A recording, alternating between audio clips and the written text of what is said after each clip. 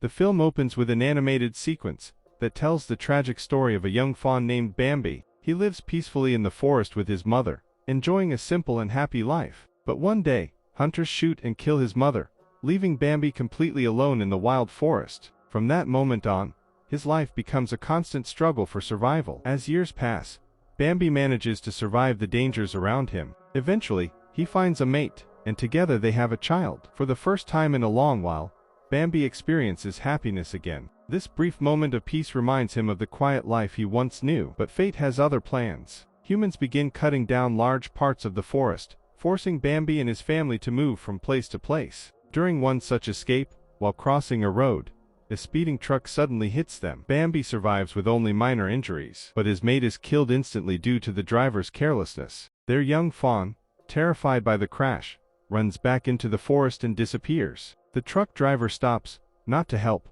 but to commit an even worse crime. He walks to a nearby river and dumps barrels of toxic waste into the water. Then, as if nothing happened, he drives away. Heartbroken and filled with rage after losing his family once again, Bambi staggers toward the river. Overcome by thirst, he drinks the contaminated water without knowing what it contains. Almost immediately, he begins screaming in agony. For a moment, it seems like he is going to die, but instead of killing him, the poison mutates him. As Bambi twists in unbearable pain, his body begins to change. His bones grow and shift violently, producing horrifying sounds. His muscles swell, his teeth sharpen, and his form transforms from a harmless deer into a monstrous creature that stands upright on two legs. Already consumed by grief, this transformation pushes him over the edge. When the pain finally ends, Bambi makes a silent vow: he will take revenge on humans, no matter the cost. The scene cuts, and we return to the present day. We meet Xana and her young son, Benji,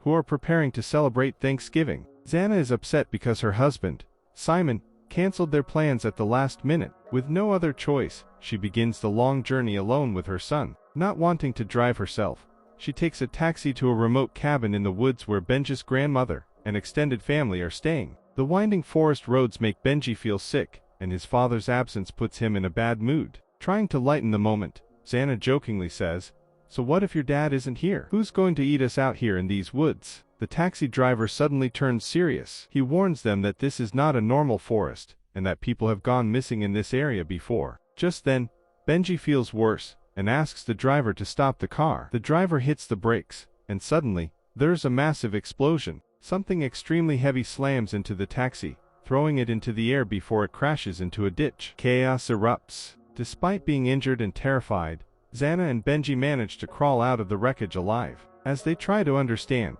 what just happened, they realize something even more horrifying.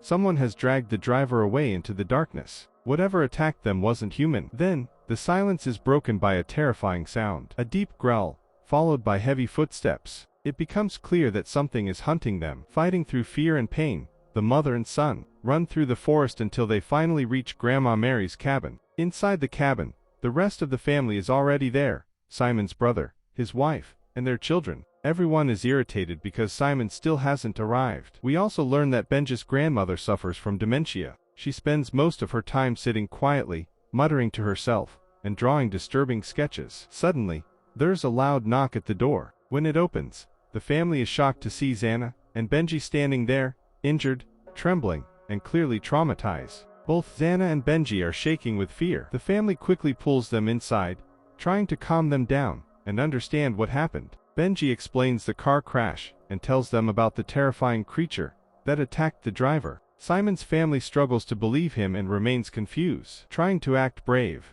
Simon's brother, Benji's uncle, grabs a flashlight and says he's going outside to look for the driver and help him. Meanwhile, elsewhere in the forest, we're introduced to another group of people. These are professional hunters, but they're not here to hunt ordinary animals. They've been hired under a massive contract by the Wilbaxer Company. Their mission is to kill the mutated creature, known as Bambi, and cover up the truth that the company's toxic waste is turning animals into violent monsters. As the hunters move through the forest, they discover the wrecked taxi lying in the ditch. Suddenly, they hear something approaching in the darkness. Panicked, they open fire without checking their target. Tragically, the person they shoot is Simon's brother, who had come there trying to help the driver. He dies instantly. Realizing what they've done, the hunters argue among themselves. Instead of reporting the accident, They make a cold decision. They dig a hole and bury the body, choosing to hide the truth. The scene cuts back to the grandmother's cabin. Still shaken, Xana notices something disturbing about her mother-in-law's drawings. Every sketch shows the same image, a massive black deer with terrifying horns. Xana realizes that if Grandma has been drawing this creature, it means she has already seen it. The danger is much closer than they thought. Benji approaches his grandmother and listens carefully to her muttering. She keeps talking about someone playing outside. Confused, Benji looks out the window and immediately screams in terror. Standing among the trees is the monstrous version of Bambi. He's standing upright onto legs like a human, his eyes glowing red, his massive horns casting a frightening shadow. With a thunderous roar, Bambi charges straight toward the cabin. Panic erupts inside. Everyone scrambles to escape as Bambi smashes through the door. Benji and his uncle manage to get out in time. However, Benji's aunt runs to hide in the bathroom. Bambi breaks through the bathroom door and stabs her with his horns. Somehow, she manages to escape through the bathroom window, with the monster chasing her. The others jump into their vehicle and watch in horror as Bambi brutally kills her right in front of them. Desperate to survive, they try to start the engine, but it won't start. Frozen with fear, they see Bambi approaching the vehicle, ready to finish them off. At the last possible moment, the engine finally roars to life. They speed onto the road, but Bambi doesn't give up. He chases the vehicle relentlessly, leaping and slamming into it, trying to force them off the road. Fortunately, Benji's uncle is a skilled driver. He keeps control of the van and manages to pull away, escaping the monster for the moment. But their relief doesn't last long. A short distance ahead, a massive tree blocks the road completely. They're trapped. With no way around it and no time to lose, they decide to move the tree. The uncle gets out and ties a rope around it, planning to use the van to drag it off the road. Benji is told to stay inside and drive. When signaled, everything is set, but suddenly, Bambi emerges from the darkness once again. Terrified beyond reason, Benji panics and hits the accelerator too early. The rope tightens, tangling around his uncle's leg. He's violently dragged along the ground, suffering severe injuries. Meanwhile, the uncle's son,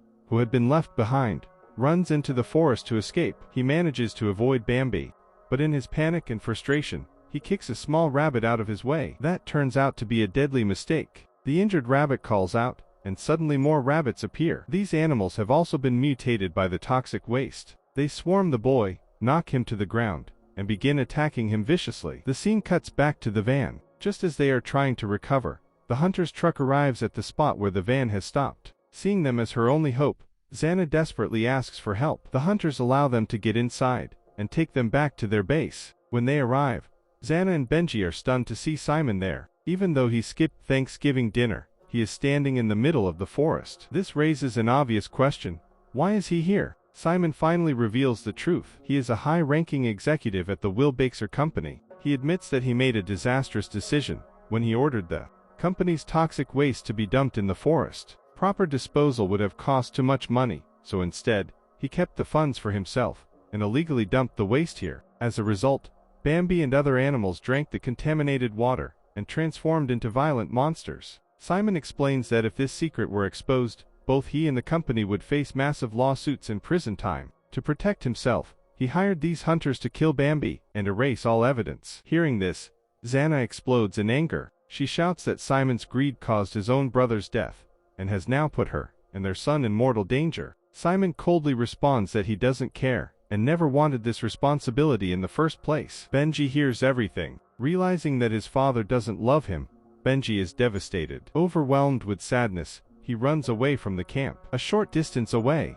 he notices a cage covered with a blanket. When he pulls it off, he's horrified to see a young fawn trapped inside. Benji immediately understands that the hunters are using the baby deer as bait to lure Bambi. Feeling a deep connection to the helpless animal, just like himself, Benji opens the cage and sets the fawn free. Meanwhile, Bambi is moments away from killing one of the hunters when he suddenly smells something familiar. It's his child. Abandoning his target, Bambi rushes toward the scent and enters the hunter's camp. He spots the grandmother, but before he can attack her, a worker screams, drawing Bambi's attention. The monster instantly kills him. Inside the control room, the remaining hunters prepare to shoot Bambi. The ground begins to shake as he advances. One hunter fires, but Bambi easily grabs him and throws him aside. Simon's family now stands directly in front of the monster. Instead of helping them, Simon panics and runs for his own life. He jumps into his luxury car and locks the doors, convinced he's safe. But he makes a fatal mistake. The rear windows are still open. Suddenly,